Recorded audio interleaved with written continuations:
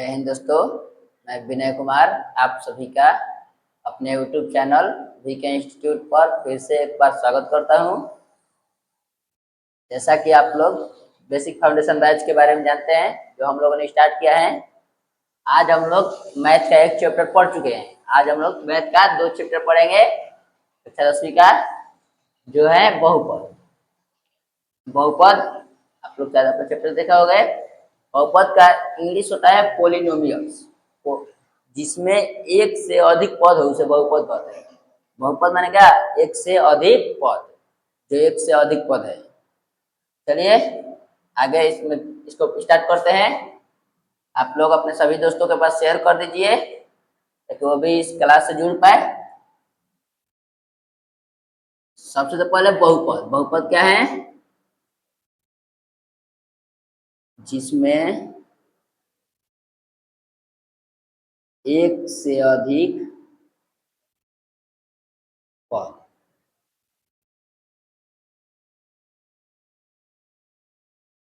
एक से अधिक पद हो उसे बहुपद कहते हैं। आप लोग से समझ नहीं पा रहे हो? देखिए मान चलिए यहाँ पर है एक एक्स है, एक वाई है। इसमें कितना पद है? 2 पद है। एक से ज्यादा पद है तो बहुपद है। X plus Y plus Z. एक से ज्यादा पद है, 3 पद है तो एक से ज्यादा ही ना है। एक से अगर अधिक होगा तो बहुपद कहा जाएगा।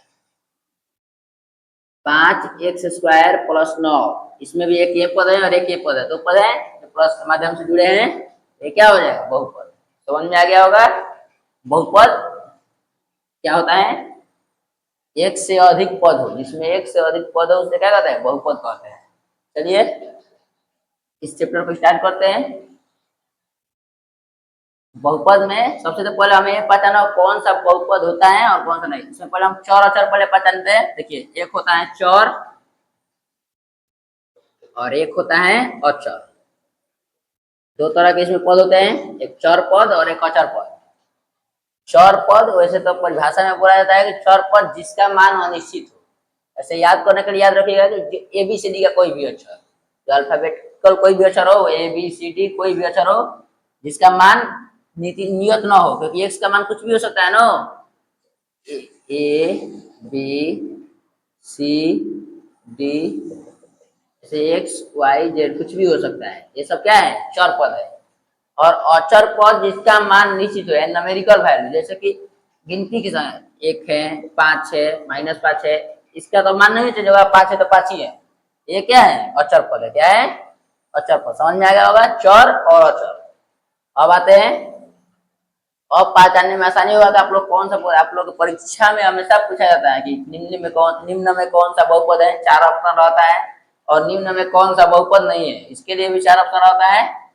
चाहे देखिए बहुपद कैसे पहचाने।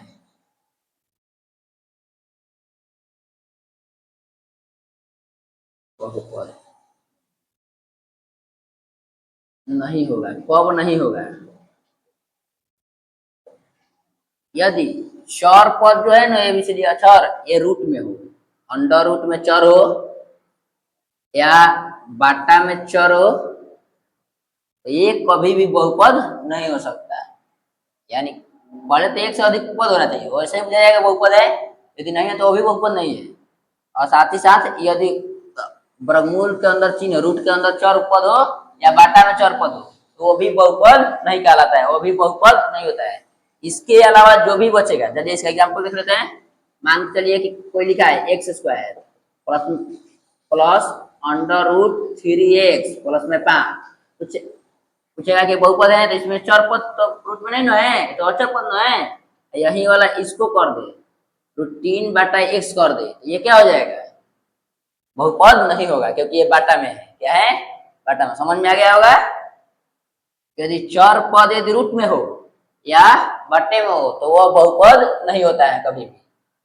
चलिए और एक उदाहरण देख लेते हैं, एग्जाम्पल जो नहीं होगा उसका देख रहे हैं। ये देखिए, यदि 5√x प्लस 8 ये बहुपद है? नहीं है, क्योंकि इसका जो चर पद है वो क्या है? रूट में है। समझ में आ गया? बहुपद कैसे कौन सा नहीं होता है।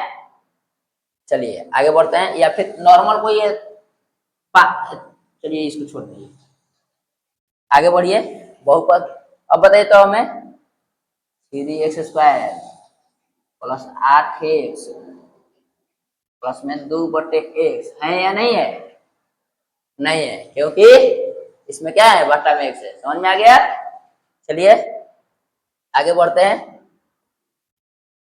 बहुपद को दो आधारों पर बांटा गया है। बहुपद को दो रूप में बांटा गया है।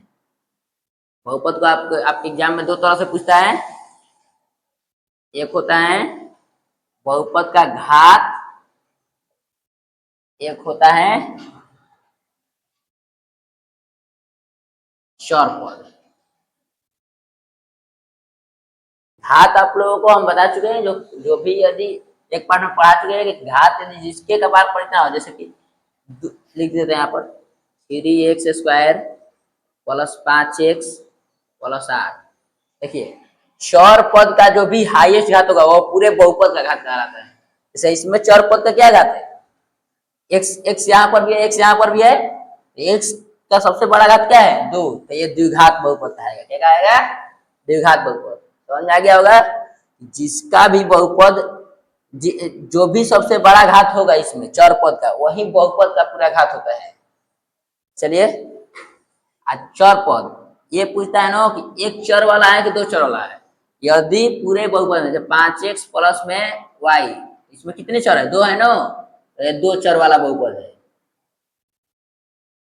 3x प्लस 8, इसमें कितने है, केवल x है, तो एक चर वाला बहुपद है। समझा गया?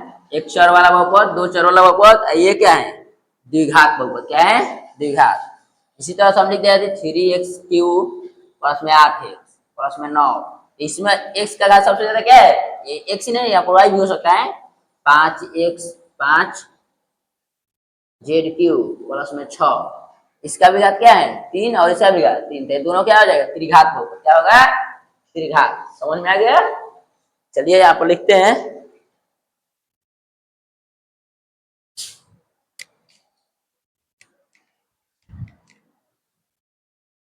ये तो आप लोग समझ में आ गया। चलिए इसको लिख,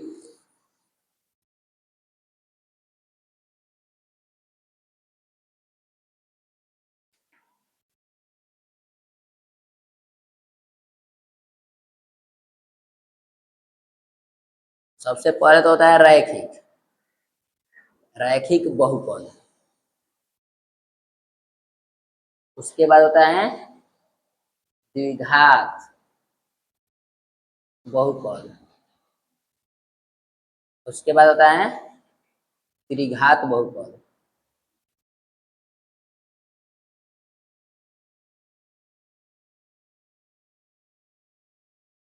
बहुपद ये हम इनको बारी बारी समझते हैं। देखो जैसे कि मैंने अभी आपको घात पहचानना बताया कि कितना घात है। यदि घात एक हो, यदि घात एक हो बहुपद का, तो वह कौन सा बहुपद कहलाएगा, रैखिक। क्या कहलाएगा? जिसका घात एक हो, जिसका घात एक हो। यदि घात एक है, एक लिखा नहीं जाता है, जैसे मैं लिख देता यहाँ पर एग्जाम्पल में 5x प्लस 8। यहाँ पर x के पावर कितना है, कुछ नहीं है, तो क्या रहता है, कुछ भी यदि नहीं है तो पावर में एक रहता है। पावर में यदि एक है तो ये कौन सा बहुपद कहलाएगा, रैखिक। पहचान लेंगे।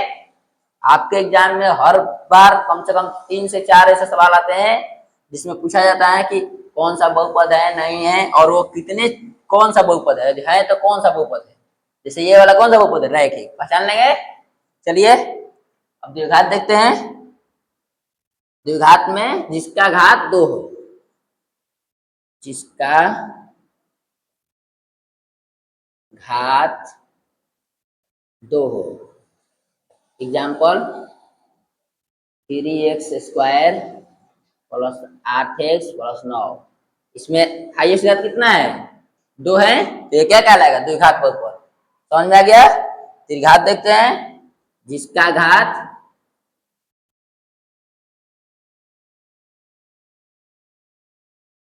3 हो।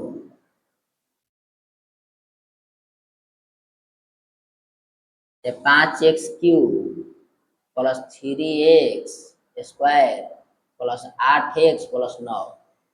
ये देख लीजिए, इसका सबसे बड़ा घात क्या है, x के पावर 3 है, तो ये कौन सा बहुपद रहेगा, त्रिघात। अब पहचान लेंगे, जिसका घात 1 हो रैखिक, जिसका घात 2 हो द्विघात, जिसका घात 3 हो त्रिघात। चलिए, अगर 4 होगा चतुर्घात, लेकिन आप लोगों को सिर्फ 3 तक ही पढ़ना है।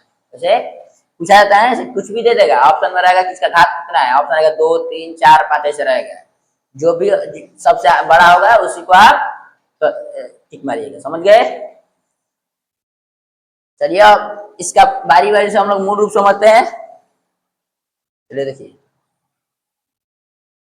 ये जो है रैखिक बहुपद, रैखिक बहुपद में एक तो चर पद होगा और बाकी का चर पद होगा नो।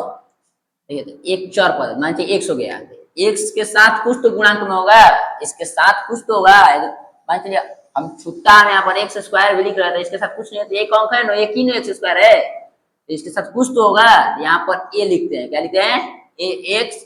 ये क्या है, ये एक प्रकृत संख्या है या कोई भी पूर्णांक है जो जिसका मान जो एक अचर पद है, ए का है अचर पद, प्लस में बी, ए एक्स प्लस बी, ये भी क्या है अचर पद है, ए भी क्या अचर पद और एक्स क्या है चर पद। एक चर है और इसका घात 1 है, तो ये क्या होगा रैखिक बहुपद। रैखिक बहुपद का मूल रूप है ए एक्स प्लस बी। ऐसे ही इसका भी द्विघात का भी होगा, स्क्वायर होगा नो, स्क्वायर हो गया तो स्क्वायर साथ क्या रहेगा, ए रहेगा। चलिए ए इसके साथ लगा देता है बी, स्क्वायर के बाद सीधे साफ अंक नहीं कर देंगे, हो सकता है कोई बात नहीं, 3x स्क्वायर प्लस 9 भी हो सकता है, लेकिन मूल रूप में एक एक्स भी चाहिए, तो बी के साथ क्या लगाएंगे एक्स, और सी कुछ भी सी की जगह पर सी रखें। ए बी सी तीनों क्या है अचर पद है, मैंने कोई मान है 1 2 5 ऐसा है, और एक ये क्या है 116 है, ये चर पद है। ऐसा ही पेन त्रिघात में करेंगे, त्रिघात में पहले एक्स क्यूब होगा सबसे तो बड़ा, एक्स क्यूब के साथ ए और एक्स स्क्वायर होगा, एक्स स्क्वायर के साथ बी रहेगा और एक्स के साथ सी रहेगा, और जो अकेले रहेगा उसको हम डी बोल देंगे। समझ में आ गया। ये इनका मूल रूप है, रैखिक बहुपद का मूल रूप ए एक्स प्लस बी, इसको हम इरेज कर देते हैं, ये इसको लिखते हैं मूल रूप। रैखिक बहुपद का मूल रूप क्या है, ए एक्स प्लस बी। समझ आ गया ना। एक्स के साथ जो भी गुणा में रहेगा उसको क्या बोलेंगे ए, इसमें ए भी पहचानना है, हम इसलिए आपको बता रहे कि ए बी सी डी आपको पहचानना है, जो आपको आगे चलकर काम करेगा, alpha plus beta into alpha into beta शून्य के लिए। चलिए, रैखिक जो भी एक्स के साथ रैखिक बहुपद रहेगा, तो जो भी एक्स के साथ रहेगा ए, शुरू से ही चालू करना है, जो सबसे बड़ा वाला रहेगा उसके साथ ए, उससे छोटा वाला साथ में बी, उसके बाद वाला साथ है सी, उसके बाद वाला डी। ठीक है, इसमें सबसे बड़ा कौन है स्क्वायर, तो स्क्वायर के साथ एक चाहे यहाँ पर रहे चाहे यहाँ पर रहे, कहीं पर भी ये वाला पद रहे, उसके साथ क्या रहेगा हमेशा, जो भी गुणांक रहेगा उसका जो गुणा में जो रहता है उसको गुणांक बोलते हैं।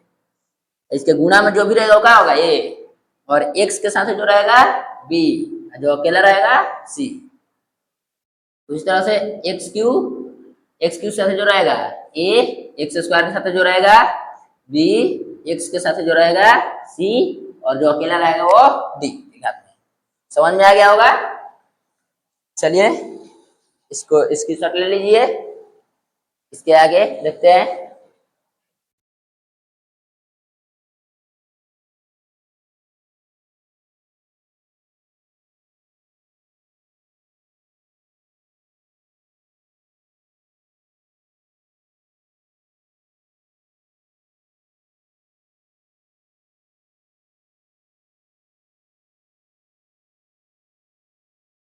ये देखिए, इसके बाद आता है शून्यक, एक वर्ड होता है शून्यक। शून्यक उसमें देखिए कोई भी बहुपद है तो उसमें कोई ना कोई चर पद होगा, यदि चर पद है तो उस चर पद का ऐसा मान जो उस बहुपद को शून्य बना दे, यानी हम रख रहे हैं यहाँ पर 5x माइनस 8 या 5x माइनस 10 रख देते हैं, यहाँ पर जीरो बनाना है, कैसे एक्स का ऐसा मान रखना है ना कि इसको जीरो हो जाए, वही इसका शून्य कहलाएगा, वही इसका शून्य कहलाएगा। चलिए देखिए, इसको इधर भेजेंगे माइनस में तो यहाँ पर जीरो लिखे, इतना बराबर जीरो आना चाहिए कैसे भी करके, तब एक्स का मान देते हैं, माइनस में तो उधर प्लस में जाएगा 5x बराबर 10, ये यदि 5 गुना में तो इधर किसी में आएगा भागा में, 5 दो बार में करें, यानी एक्स का मान यहाँ पर हम 2 रखेंगे नो, ये क्या हो जाएगा 0। देखो 2 पचे 10, कुछ भी नहीं रहता बीच में तो गुना रहता है। 2 पचे 10, 10 में से 10 घटा 0। समझ में आ गया? चौर पद का वैसा मान जो उस बहुपद में रखने पर उस पूरे बहुपद को शून्य बना दे, वो उसका क्या कहता है? शून्य। शून्य क्या होता है?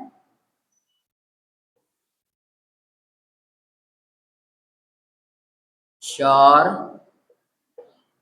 पद का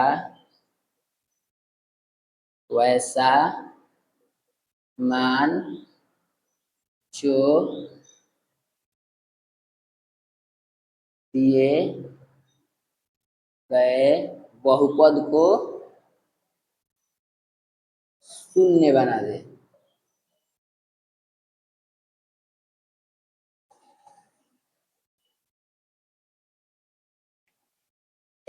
शून्य समझ गए? शून्य क्या होता है? चौर पद का वैसा मान जो दिए गए बहुपद को शून्य बना दे।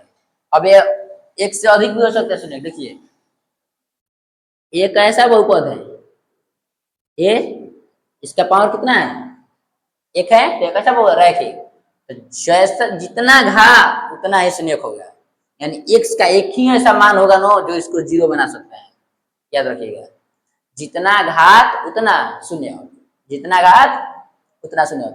इसका घात 1 है तो इसका शून्य कितना होगा? शून्यकों की संख्या 1 होगा। शून्यकों की संख्या बराबर 1 क्यों? क्योंकि इसका घात क्या है? 1 है। यहीं आइए, यहाँ पर 5x² प्लस में 9x प्लस में 8 कुछ भी है, इसमें x का पावर कितना है? 2। इसका घात कितना है? इस पूरे बहुपद का घात, पूरे जो बड़ा होता है वही पूरा बहुपद का भी होता है। पूरा बहुपद का घात कितना है? 2। तो इसमें शून्यकों की संख्या कितनी होगी? 2। शून्यकों की संख्या बराबर 2। समझ में आ गया? यदि घात 1 है तो शून्यकों की संख्या 1, घात 2 है तो शून्यकों की संख्या 2। इससे आपका लगभग हर साल 6 से 7 ऑब्जेक्टिव टोटल मिलाकर पूछता है, 7 से 8। उन सभी को आप इसी से पकड़ सकते हैं। इसी क्लास, एक क्लास से आप 10 नंबर लगभग आप कंफर्म कर सकते हैं यदि आपने ध्यान से पढ़ा तो।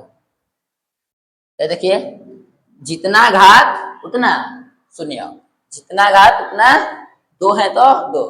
समझ में आ गया? यानी इसमें हालांकि हम शून्य निकालना आपको सिखाएंगे, अभी सिर्फ आपको ऑब्जेक्टिव के तौर पे बता रहे हैं, सिर्फ आपको थ्योरम समझा रहे हैं। आगे चलकर हम आपको सिखाएंगे कैसे निकाला जाता है। चलिए देखिए आगे।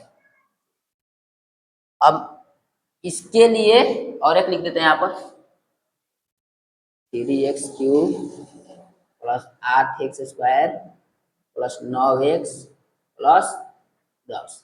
ये क्या है? त्रिघात है, इसकी शून्य कितने हो गए? शून्य की संख्या कितनी होगी? 3 होगी। समझ में आ गया? चलिए अब बारी बारी से देखते हैं। इसका एक शून्यक है तो शून्य को क्या माना जाएगा? अल्फा। क्या माना जाएगा? अल्फा। इसमें अल्फा एक तरफ मानने के लिए कुछ भी मान सकते हैं आप, पी क्यू आर कुछ भी मान सकते हैं। हालांकि हम लोग अल्फा मानते हैं, हम लोग बुक में भी अल्फा है। अल्फा यानी शून्य, जो भी एक ऐसा मान अल्फा का जो इसको शून्य बना दे, एक्स का ही मान है। अल्फा क्या है? एक्स का मान है। इसमें 2 शून्य कहेगा नो, तो दोनों को कहेगा, एक को कहेंगे अल्फा, एक को कहेंगे बीटा। याद रखिएगा, सिर्फ रटना नहीं कि अल्फा बीटा। अल्फा बीटा क्या है? एक्स का मान है, कुछ नहीं है। एक्स का मान है जो इस अल्फा का भी जो मानेगा और बीटा का भी जो मानेगा, दोनों इसको 0 बना सकता है। याद रखिएगा। और इसमें होता है 3, तो इसमें होता है अल्फा, बीटा और गामा। 3 होते हैं, इसमें अल्फा बोलते हैं, ये अल्फा बीटा, इसमें अल्फा बीटा और गामा। ये मत सोचिए कि अल्फा बीटा कुछ अलग है, नहीं, ये भी एबीसीडी का अक्षर है। हालांकि हम लोग की तरफ नहीं चलता है, ये किसी दूसरे, शायद हमको देश याद नहीं है, उस दूसरे देश में चलता है। अल्फा, बीटा, गामा, ये जो भी ये एबीसीडी है। देखिए, ए से अल्फा, बी से बीटा, सी से गामा, इसका गामा, ऐसा एबीसीडी ही है। हम लोग के जैसे एबीसीडी चलता है ना, वहां पर ही चलता है। समझे? चलिए, ये तो एक मान है, तो इसके इसमें दो तो शून्य है नहीं नो कि इसके भी संबंध होता है, लेकिन इसमें 2 है, इसमें 3 है। इनके बीच में कुछ संबंध बताने के लिए सूत्र बनाए गए हैं। तो सूत्र है जो इनमें इनके बीच संबंध बताता है। जैसे एक होता है इसके लिए शून्यकों का योग, शून्यकों का योग। अब शून्य क्या है, अल्फा बीटा, तो शून्यकों का योग यानी अल्फा बीटा दोनों जोड़ दो, योग माने जोड़ होता है, तो अल्फा बीटा दोनों जोड़ दो। अल्फा प्लस बीटा बराबर फॉर्मूला होता है माइनस बी बटे ए। अल्फा प्लस बीटा बराबर क्या होता है, माइनस बी बटा ए।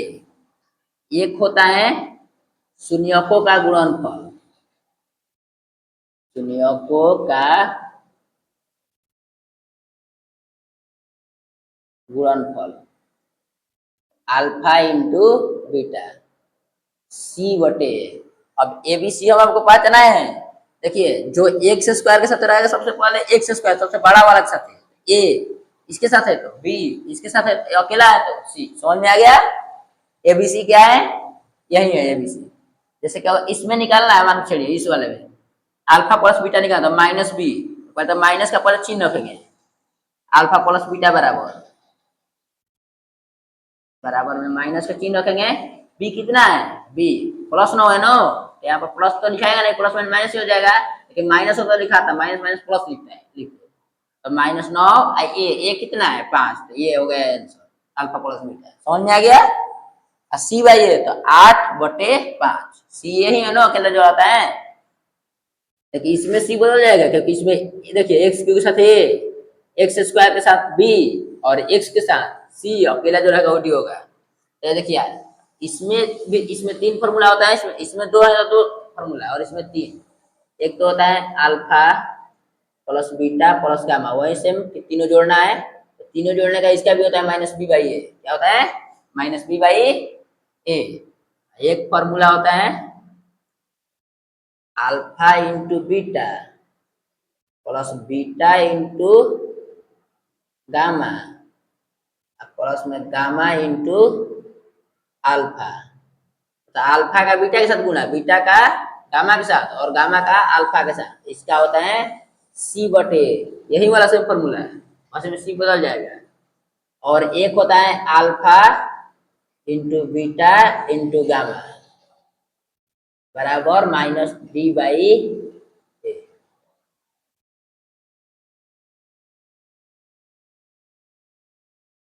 चलिए उम्मीद करते हैं आप लोगों को समझ में आया होगा। चलिए दोस्तों तो आगे बढ़ते हैं। आप सभी समझ गए होंगे कि किसका कितना शून्यक होगा, ऑब्जेक्टिव इस प्रकार से आप पकड़ पाएंगे। Formula alpha plus beta, alpha into beta, शून्यकों का योग, शून्यकों का गुणनफल सब निकाल पाएंगे।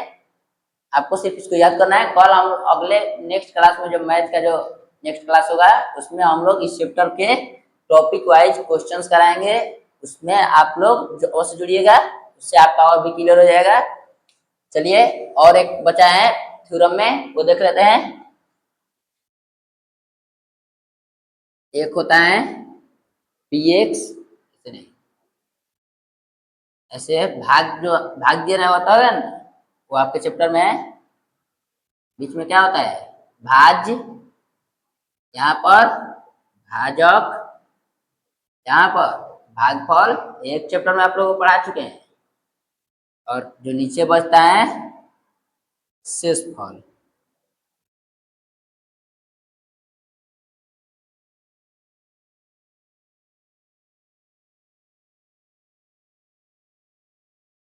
भाजक को हम जी एक्स कहते हैं, जी एक्स से शुरू करते हैं, भाज्य को पी एक्स से और भागफल को क्यू एक्स से और शेषफल को आर एक्स से। सेम वही फॉर्मूला है कि जी आपके चैप्टर में मिलेगा कि जी पी एक्स को जी एक्स से भाग दीजिए, आप भाग दे सकते हैं। चलिए इसका पहले एक नंबर एक तरह समझ सकते हैं।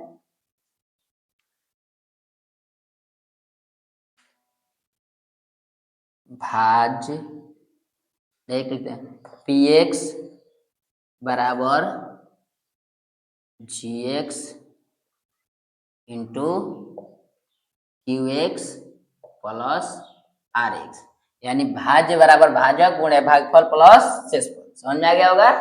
चलिए आगे देखते हैं। आपके ऑब्जेक्टिव में पूछता है कि यदि पी एक्स बराबर x Q plus 4x plus में 9 और जी एक्स बराबर 3x प्लस 9 प्लस कितना है, तो क्यू एक्स की घात बताइए। क्या बताइए? घात। घात हम आप लोगों को समझा चुके हैं। जैसे पी एक्स का घात कितना है 3, इसका घात कितना है 1। घात इसमें थी नहीं करना है, भाग में घात घटता है। क्या होता है? घटता है। 3 था, 1 हम लोग कम कर देते, कितना बचेगा 2। तो जो यहाँ पर जो आएगा उसका घात कितना होगा 2। समझ में आ गया घात क्या होगा। ये आप लोग को ऑब्जेक्टिव में देखने को मिलेगा। जो भी आपका 1 नंबरिया का बुक है, टारगेट का या कुछ कोई भी पब्लिकेशन का, उसमें आपको ये देखने का मिलेगा। पीएक्स दिया रहेगा और क्वेश्चन भी हर साल आप लोगों के बोर्ड परीक्षा में पूछा जाता है। पीएक्स दे देता है और जीएक्स दे देता है और पूछता है कि क्यूएक्स की घात बताइए। ऐसे भी पूछ सकता है कि पीएक्स की घात 5 है और क्यूएक्स की घात 2 है, तो जीएक्स कितना होगा 3। घटता है। घात क्या होता है? घटता है। ध्यान रखना, भाग नहीं देना है। इन्हें कि कितने बच्चे 1 से 3 में भाग देते हैं और बोलते हैं कि 3 होगा। नहीं, भाग नहीं देना है। क्या करना है? घटाना है। उसमें अधिकतर देता है कि 6 यहाँ पर था और 2 यहाँ पर रहता है, तो 2 3 6 मार देते हैं, लेकिन नहीं 4 होगा। क्या होगा? 4। यदि यहाँ पर 6 रहेगा और यहाँ पर यदि 2 रहेगा तो 2 से 6 3 में घटाना नहीं है, घटाना है। 6 में से 2 घटा 4 बन जाएगा। चलिए आज का सेशन हम लोग यहीं पर समाप्त करते हैं। मिलते हैं अगले वीडियो में। जिस भी दिन यदि आपका अगला मैथ का होगा उसमें आपको बहुपद का हम क्वेश्चन कराएंगे टॉपिक वाइज। भाग देना भी सिखाएंगे, कैसे भाग दिया जाता है, कैसे बहुपद का शून्यक निकाला जाता है, ये सभी हम सिखाएंगे। ये वीडियो इसको शेयर करिए, लाइक करिए और हमारे चैनल को सब्सक्राइब कर दीजिए ताकि आपको समय पर नोटिफिकेशन मिलती रहे। जय हिंद, जय भारत।